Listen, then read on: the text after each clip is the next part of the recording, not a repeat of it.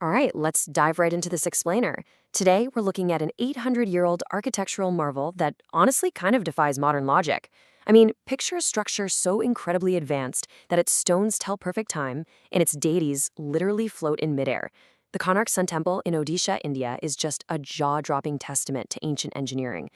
But as you'll see, beneath all that breathtaking beauty lies a really dark, tragic, and honestly baffling history. So let's start with our central mystery. What could possibly drive a government to seal up an ancient masterpiece? Imagine discovering one of the most scientifically advanced structures of the ancient world, and instead of, opening its doors to the public, you fill it with sand and brick it shut. Because that is exactly what happened here. Over 120 years ago, back in 1903, the British Lieutenant Governor of Bengal, J.A. Bordelon, made this absolutely shocking decision.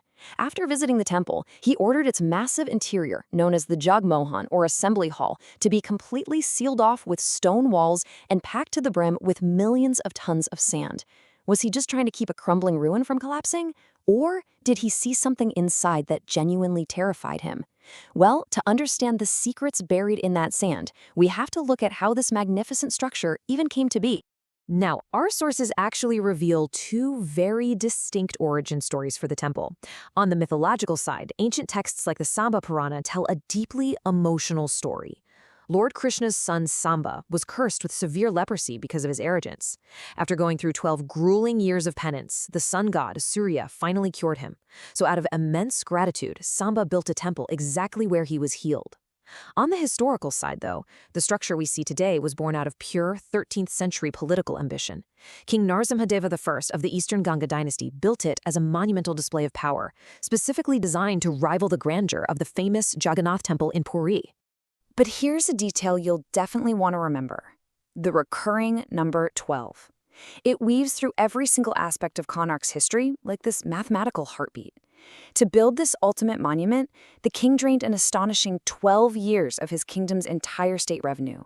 He brought in an army of exactly 1,200 master artisans, led by the chief architect Bishu Maharana. And fittingly enough, it took them precisely 12 long years to finish it. But what those 1,200 artisans created wasn't just a building. It was literally a machine. Section 1. Ancient Engineering Marvels, Beyond Stone. The entire temple is meticulously carved to look exactly like the massive cosmic chariot of the sun god. And resting right at the base of this chariot are 24 massive, intricately carved stone wheels. But these aren't just for show. They brilliantly represent the months of the year, tracking the passage of time. And get this, they are highly accurate, anti-clockwise sundials. Each wheel has 16 spokes, 8 major and 8 minor. The space between the major spokes represents exactly 3 hours. The minor spokes divide that even further. And by just looking at the shadows cast upon these tiny beads carved into the rim, you can calculate the time down to a staggering 3-minute precision. I mean, without a single digital component, these stones act as a flawless clock. And this brilliantly illustrates the scientific foresight of the builders. Pulling this grand stone chariot are 7 carved horses. Sure, on one level, they represent the 7 days of the week. But on a much deeper scientific level, our sources indicate they symbolize the 7 colors of visible light that make up the sun's rays. Keep in mind, this temple was finished in the 13th century. That means Indian scholars understood the spectrum of light a full 400 years before modern science credits Sir Isaac Newton with his prism theory. Absolutely wild. Okay, but timekeeping and optics, that was just the warm-up. Prepare to have your mind blown. The artisans used a technique way beyond simple masonry. They integrated heavy iron plates right between the massive sandstone blocks and held them together with iron clamps, like an ancient interlocking system. But this iron had a second purpose. By placing a staggering 52-ton magnetic stone at the very peak of the temple, they managed to create a powerful, localized diamagnetic field. And this diamagnetic field was calibrated with absolute perfection. Why? For the ultimate magic trick of Konark. The main idol of the sun god, which was forged from an 8-metal alloy known as astronomy, was placed inside the sanctum.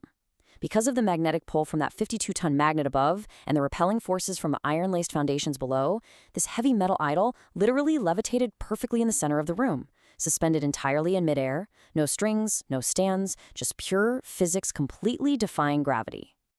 It's an incredible triumph of ancient engineering for sure. But as you know, perfection always comes at a price. Part 2, the 12-year-old savior Dharmapada's sacrifice. As that 12-year construction deadline was looming, a massive crisis struck. The 1,200 master craftsmen could not figure out how to balance that final massive 52-ton magnet, the kalash, at the top of the temple. The magnetic forces were just too complex to dial in. King Narasimhadeva, with his immense pride on the line, issued a chilling ultimatum. If the kalash was not perfectly placed by sunrise, every single one of those 1,200 artisans would be beheaded. Total panic set in, obviously. But then enter Dharmapada. He was the 12-year-old son of the chief architect, Bishu Maharana. The kid had never even met his dad since he was born after the project started. He comes to visit him and walks right into a camp awaiting its execution. But Dharmapada was a total prodigy. He immediately understood the complex diamagnetic balancing act that had the veterans totally stumped. Under the cover of darkness, this young boy scaled the towering structure and single-handedly placed that massive kalash, locking the magnetic field into perfect balance.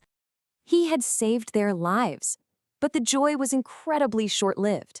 The artisans quickly realized that if the king found out a child had succeeded where 1,200 masters had failed, his fragile ego would lead him to execute them anyway just for sheer incompetence. So, to protect the veteran artisans from the king's wrath, 12-year-old Dharmapada made the ultimate supreme sacrifice. He climbed right back up to the peak of the temple and threw himself into the Chandrabhaga River, giving his own life so the others could live. Dharmapada's sacrifice ensured the temple got finished. But tragically, its incredible magnetic power would eventually become its undoing. Part 3. The Black Pagoda's Downfall. Fast forward to 1568. An invading general named Kalapahad attacked Konark. Now, while the complex iron locks mostly held up to his assault, the temple did suffer significant damage. But an even bigger threat was actually brewing offshore. European sailors navigating the Bay of Bengal started calling Konark the Black Pagoda. And it wasn't because of its color. It was because of the absolute terror it caused. That 52-ton magnet at the peak was so powerful, its field reached out into the ocean, violently disrupting the navigational compasses of passing Portuguese ships. Needles would just spin wildly, causing these massive vessels to veer completely off course and crash into the rocky coastline. This terrifying magnetic pull eventually led to a total catastrophe. To save their fleets, Portuguese sailors stormed the temple and physically stole the central 52-ton magnet. The very second it was removed, the entire architectural balance was instantly destroyed. Without that magnetic tension holding the whole structure in equilibrium, the iron locks loosened up, the massive stone walls shifted, and the magnificent temple began a slow, agonizing collapse. As the walls literally began to fail around them, the temple priests realized they had to act fast. They managed to rescue the levitating Ashtadathu idol of Surya right in the nick of time. They hid it deep in the sand for years to protect it from further raids, eventually sneaking it off to the safety of the Injur temple within the Jagannath complex in Puri. Left without its deity and its structural integrity, Konark was just swallowed up by the jungle. Which, naturally, circles us right back to our 1903 opening mystery. Section 4, Unlocking the Future. The sand is shifting.